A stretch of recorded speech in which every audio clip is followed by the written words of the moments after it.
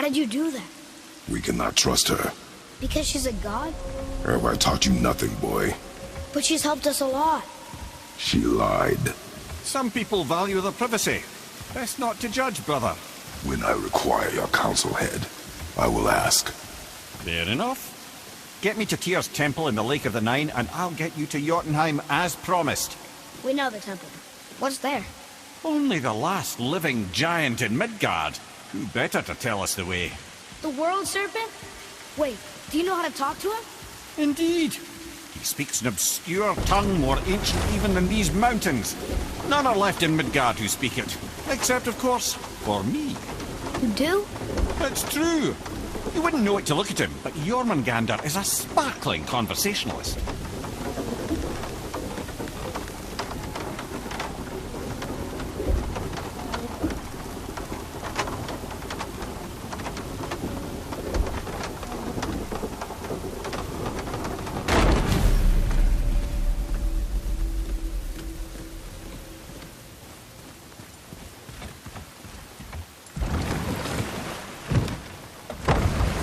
So, Mimir, why did Freya spit in your face? No. Speak of Baldur. He claims nothing harms him. Aye, Baldur is blessed with invulnerability to all threats, physical or magical. The boasting of a god. Everyone has a weakness. Not him, I'm afraid. Baldur is blessed with invulnerability to all threats, physical or magical. You just said that, Mimir. Did I? What is the source of this power? Well, as I recall, it involved, a spell? Mimir? Parts of my brain must still be coming back to life. Just need a moment to finish waking up. Hope he's not broken.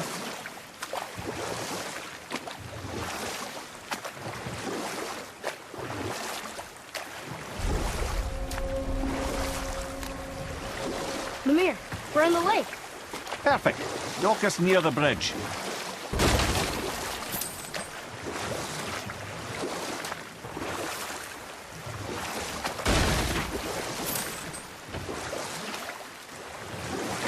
Mimir, you never did tell me why Freya spit in your face. Well, she blames me in large measure for her present circumstances, and not totally without reason. It all goes back to the long war between the Aesir and Vanir. Prior to that, wars for the Aesir were easily won, but the Vanir had proved their equal and exacted devastating damage. Both sides suffered tremendous losses, and for many of us, quite frankly, war was simply no fun anymore, but a rather senseless waste of precious life. Wouldn't you agree, brother? Precisely. Enough was enough. And at last, Odin's most brilliant advisor became determined to find a more enlightened path. He set about to broker a peace between the gods. It took some convincing, but ultimately Odin was persuaded to marry his deadliest enemy, a certain Vanir goddess, legendary not only for her fertile beauty, but her genius at the very Vanir magic that Odin had long aspired to master. Freya married Odin? What was in it for her? It was a sacrifice to protect her people, a selfless act of love. Truly, she deserves better than she got. But of course, there's more to that story.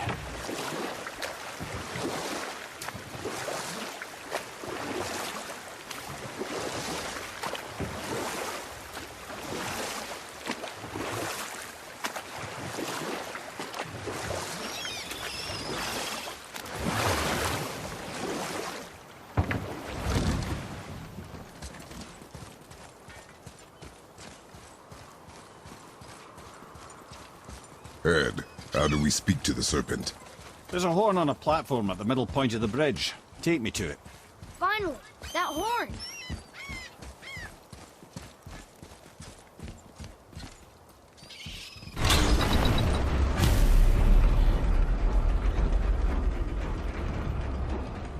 Good. Now put my lips to the horn.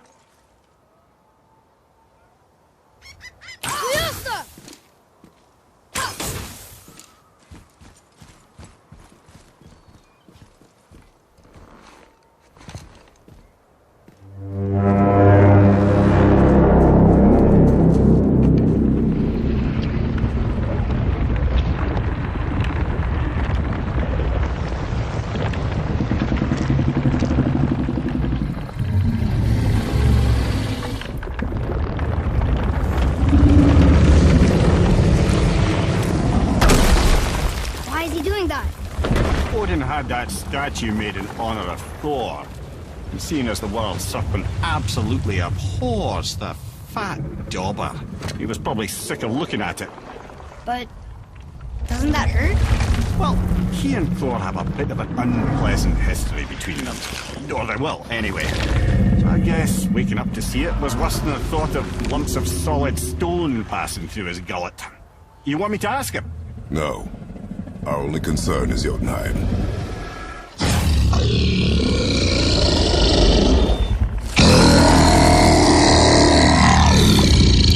All right, wish me luck. Ooh, ha ha ha! Mimir and Mimir.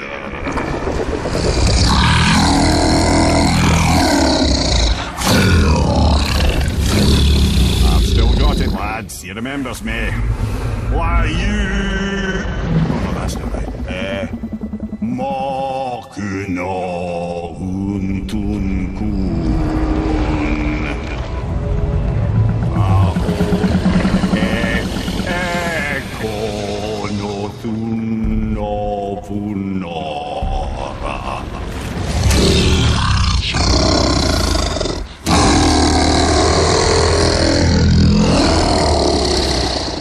He knows the pain of your loss. He will help you.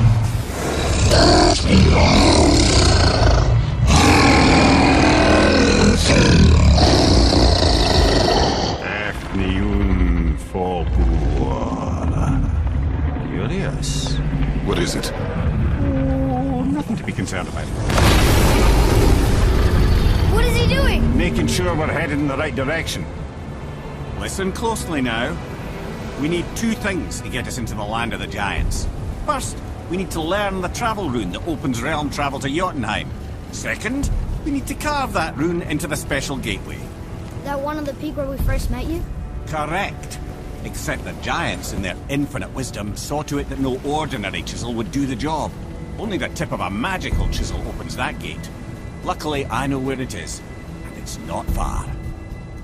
He looked kind of mad for a moment there. Now that, you thought I said you were friends of Odin. You'll forgive me. I've never spoken the ancient tongue sober.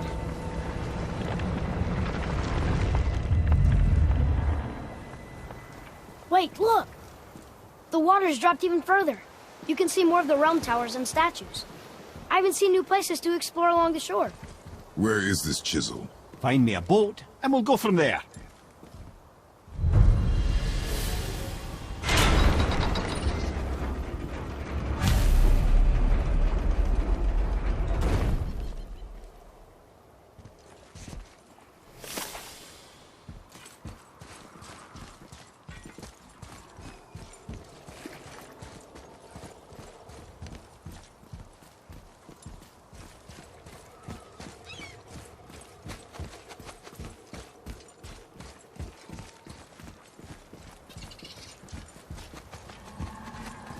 Tyr's braziers, a symbol of the light that binds all realms together.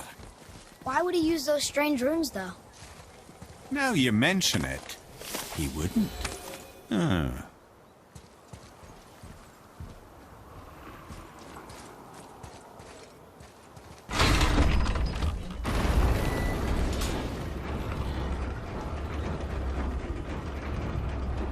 So when we get to the boat, we can either look for that special chisel now, or go exploring for a little while. I'm happy with whatever you want to do.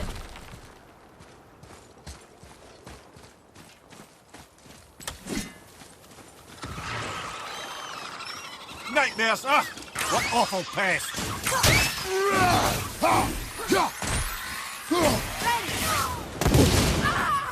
Your son needs your brother!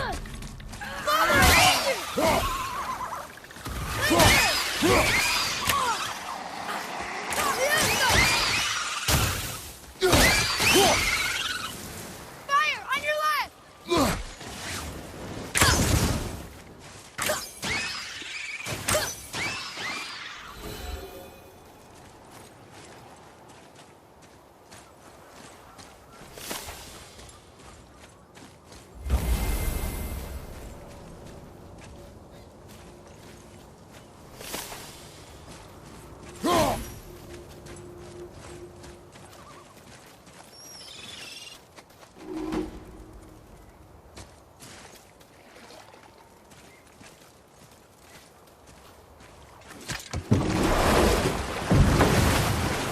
Which way to the chisel? Keep rowing towards the statues of the oarsmen, then thread past between them.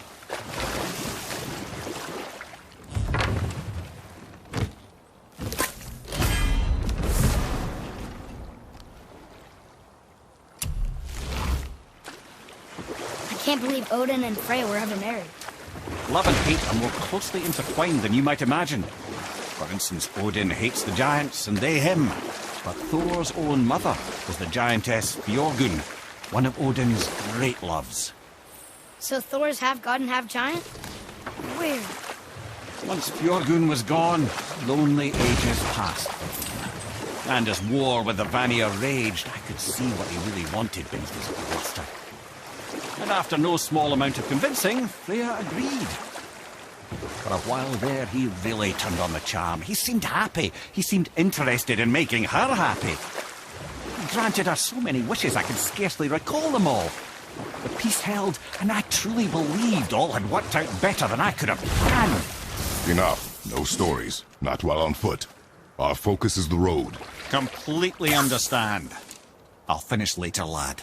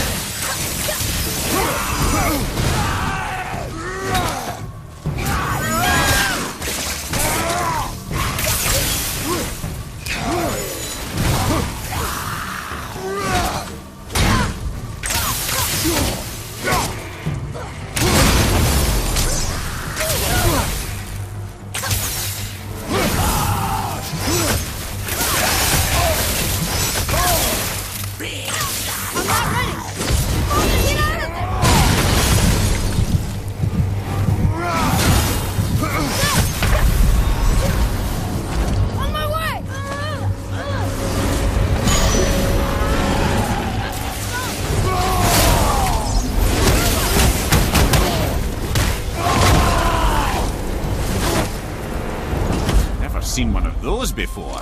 They look like they walked straight out of hell.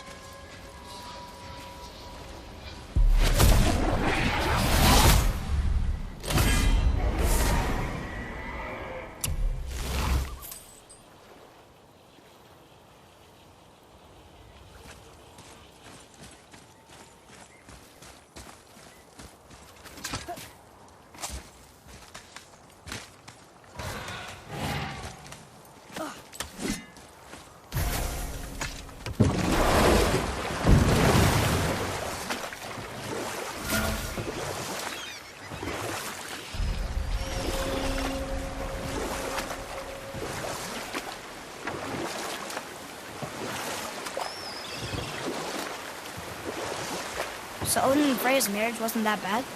Aye, for a while it truly wasn't. But Odin's true face showed itself again in the end. Oh, he won Freya's trust, and she taught him some of her Vanir magic, another choice he would live to bitterly regret.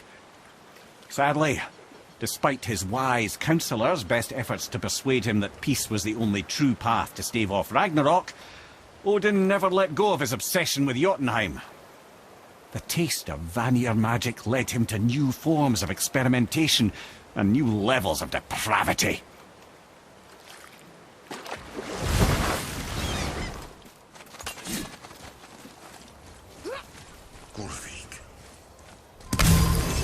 You were taken taken from this realm too early.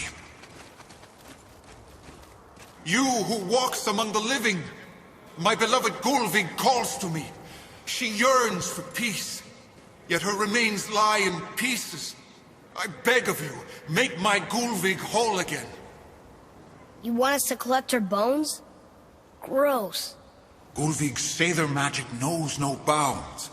She can reunite you with those you've lost. Really? How? Boy. I can smell your grief, child. Rest assured, her magic is strong enough to create bridges between life and death, if only for a short while. Boy, we are leaving. They've taken 3 of Sweet Gulvig's bones and spread them across the lake. Bring me her bones, child. Gulvig will reward you.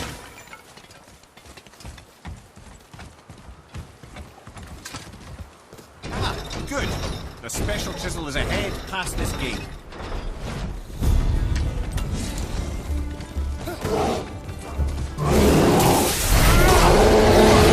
I'm ready!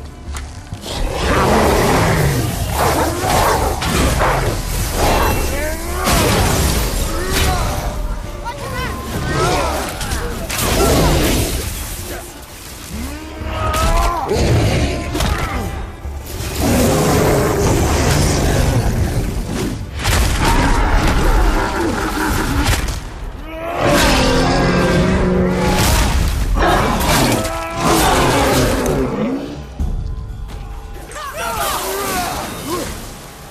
Tell me when!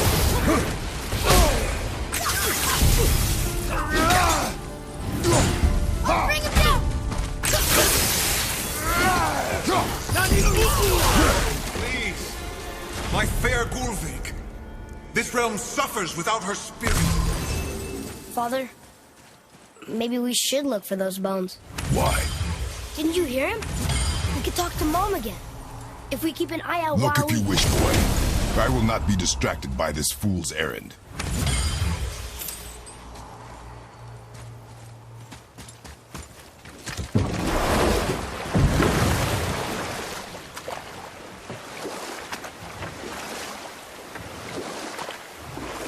This chisel we seek, what is it?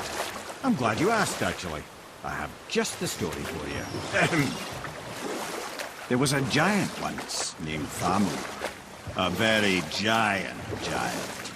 Who, despite his mountainous size, was without question the greatest stonemason this world had ever seen.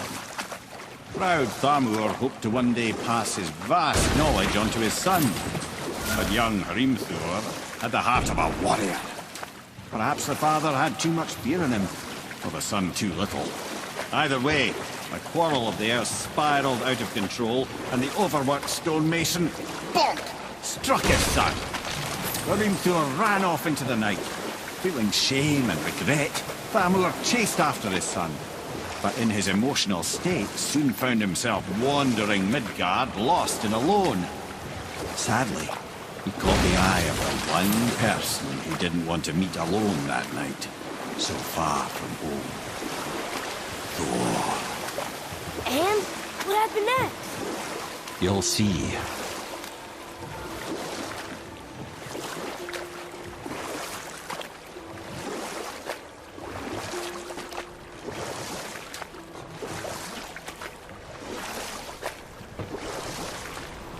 Thor killed him.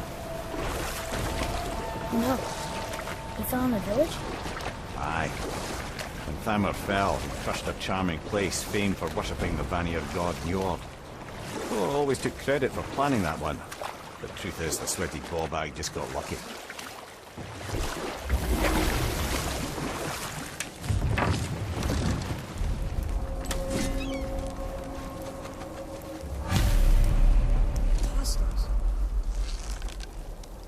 Just give the word.